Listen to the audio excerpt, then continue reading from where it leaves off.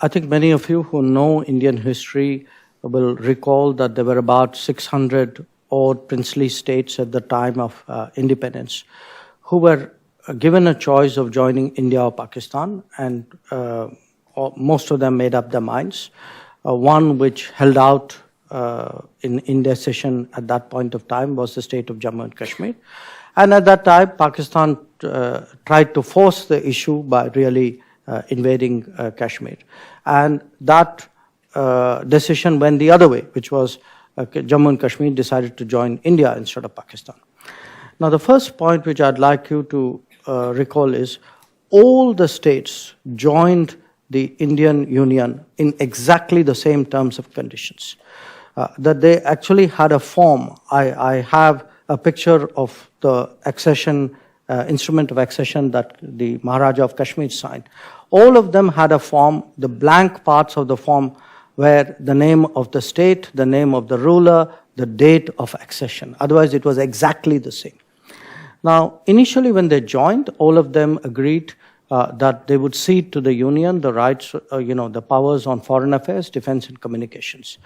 And then as the Indian Constitution came into being, the idea was that they would, each one of them, accede to the constitution in question. And they were participants in the constitution-making process. So as they acceded, they sent delegates in. So it was like a Philadelphia Convention where, people then sent their delegates as the convention progressed. And Jammu and Kashmir also sent their delegates. Now, the situation in Jammu and Kashmir was peculiar for a number of reasons, and one of them was the fact, of course, that they were a border state, but also that they were themselves under attack at that time. So they had a desire to extend the period of alignment with the rest of India in terms of, the application of laws. The Constituent Assembly recognized that they were a very special case at that point of time. But there was then a big debate. So which parts of the Constitution do you accept, and at what length of time would that take place? So this was not a simple decision. There was a lot of negotiation on it. There's a lot of correspondence on it. All of this is actually archival material today. Now, to cut a long story short, what happened at that time was that to accommodate them, the only temporary article of the Constitution was drafted.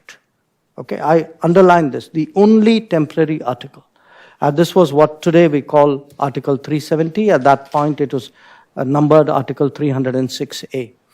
Now, immediately after that article the Constitution was adopted, you had a series of presidential proclamations under that article, which started aligning the state. Okay. In the last 70 years, you had 54 of these presidential proclamations. But here's what went wrong. The presidential proclamations were very rapid in the initial years, but as there was a climate of intimidation and separatism in Kashmir, they started to dry up. They started to dry up because the state politics was now people found that there was an arbitraging possibility using the separate, the 370 article, because 370 essentially mandated, one of the consequences of 370 was you had local ownership of property. You had, which was a provision of another provision of the Constitution called 35A, and there were restrictions in many ways of what would be normal economic activity in the state. Over a period of time, you had really three consequences.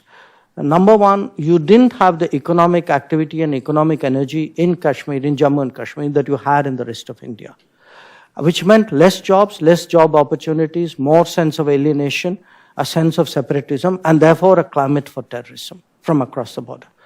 The second was that the state was, in socio-economic terms, increasingly less aligned with India. So if you look at all the progressive legislation of India, they did not apply to Kashmir, because whenever you drafted a law in India, pretty much, clause 2 or clause 3 of that law would say, but this law is not applicable to the state of Jammu and Kashmir.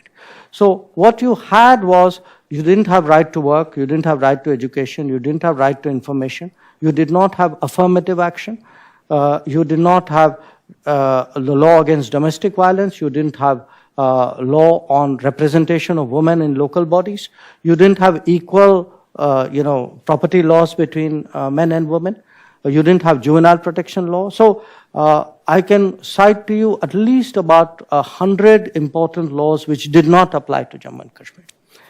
Now, one was a political consequence, this economic consequence, the second was a social consequence. But 1 and 2 really led to 3, and that was a political consequence. Because what all of this it did was, it allowed really a sort of a narrow elite to arbitrage this 370, to monopolize political power, to create a sort of a closed loop politics. And they had a vested interest in keeping alive separatist sentiment. And you had actually a situation where separatist political parties were openly allied with terrorist groups operating out of Pakistan. Now, here's the choice which the government faced. When we came back to power this May and did a Kashmir review, there were 2 choices. One was, you had a set of policies which were on the books for 70 years, but for the last 40 years, they were visibly not working. And by the way, when I say visibly not working, that meant in the last 30 years, 42,000 people got killed.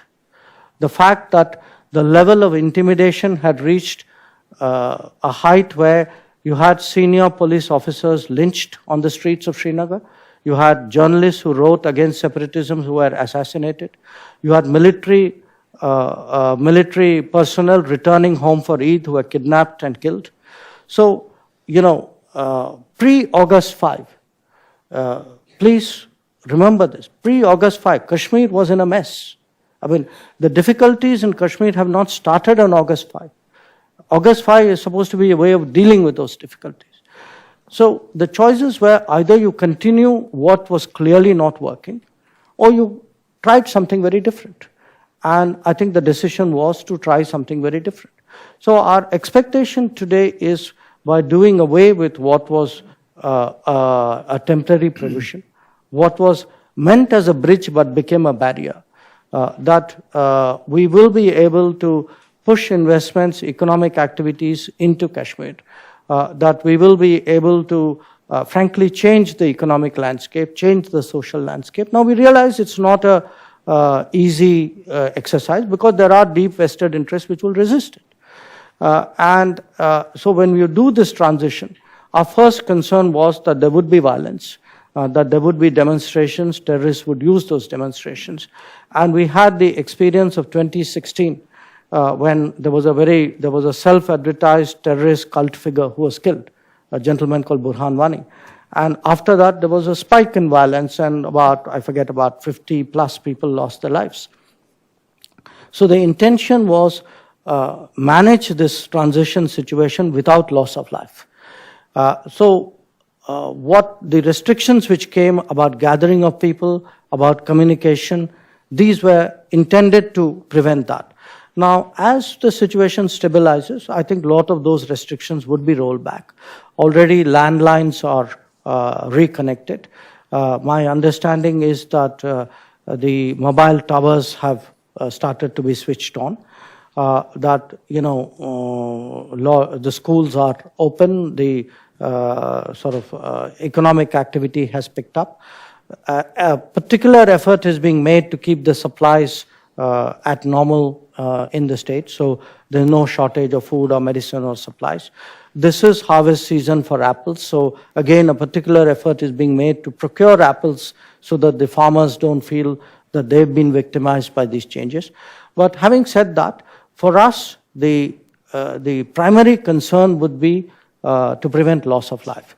And if I were to put the temporary suspension of internet on one side of the scale and permanent loss of life on the other, I know which side I would go.